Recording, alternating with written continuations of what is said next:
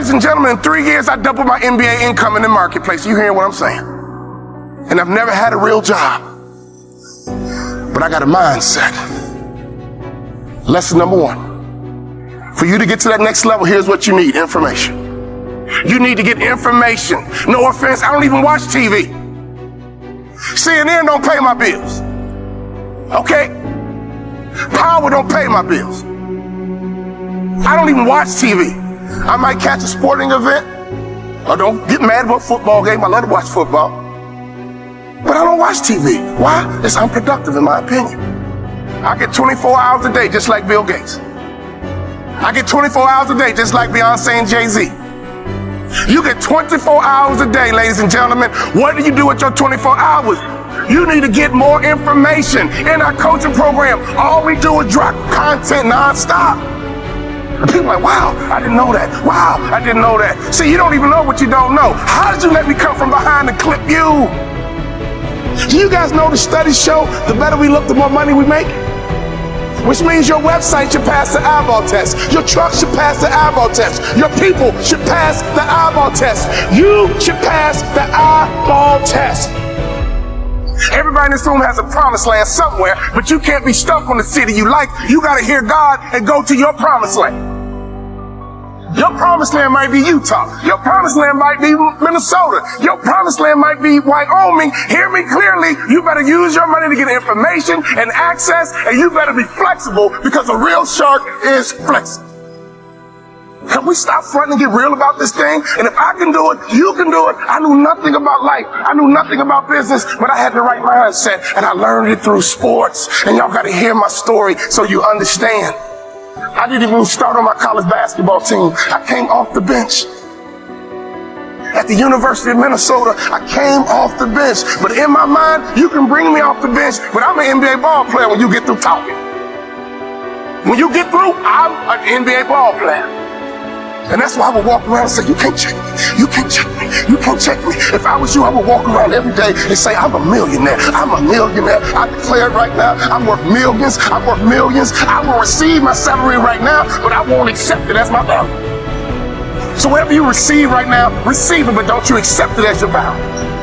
Because there's more out here for you if you change your mindset.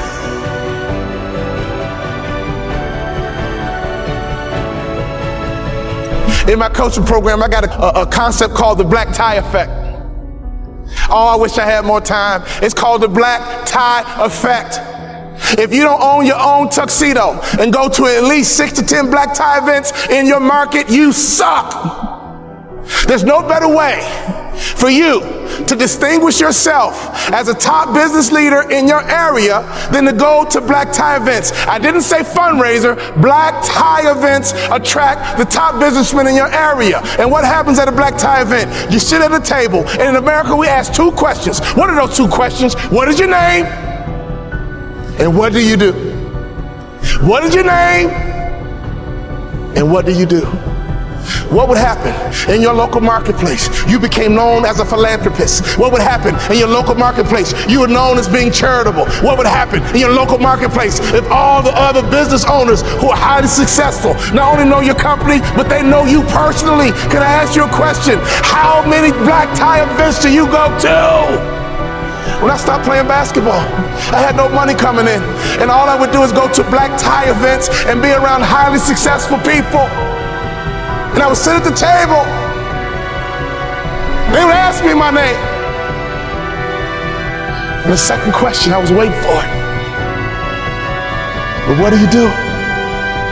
Well, I'm a former NBA player, but now I'm a motivational speaker. And at those black tie events, you know, they attract not only successful business people, they attract the good guys too. See, snake business guys who only care about money, they don't go to black tie events. People who go to black tie events care about their community. People who go to black tie events make a difference in their community.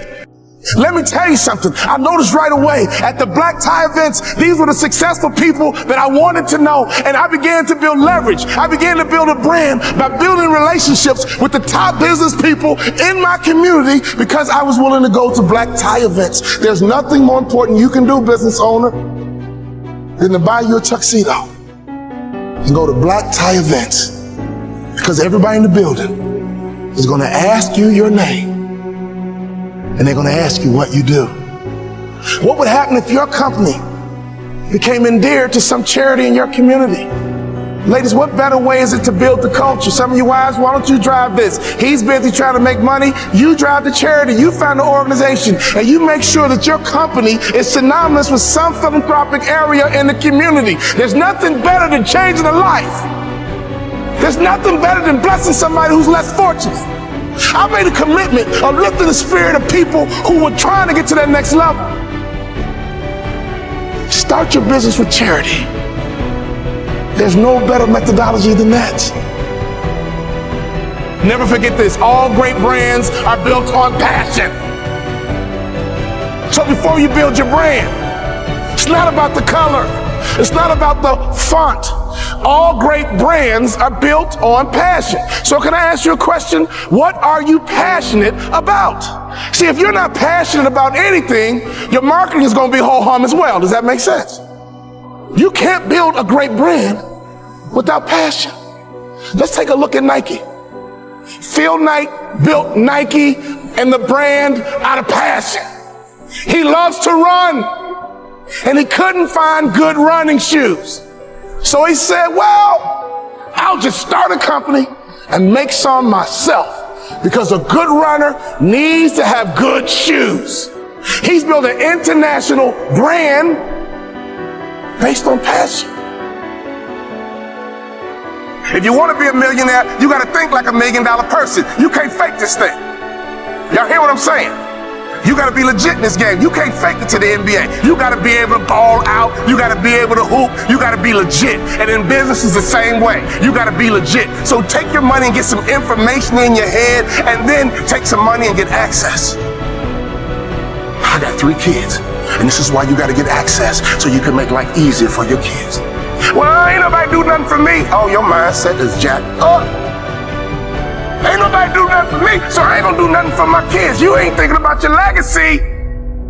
Right now, it's like a track meet. You're running a 4x1, 100-meter dash. 4x1, and your baton is in your hand. And let me tell you something. I want you to run as strong as you can, as fast as you can, as hard as you can, and one day you're gonna get old. One day your knees gonna buckle. And your son gonna be right behind you. Your daughter gonna be right behind you. And at a track meet, they yell, stick.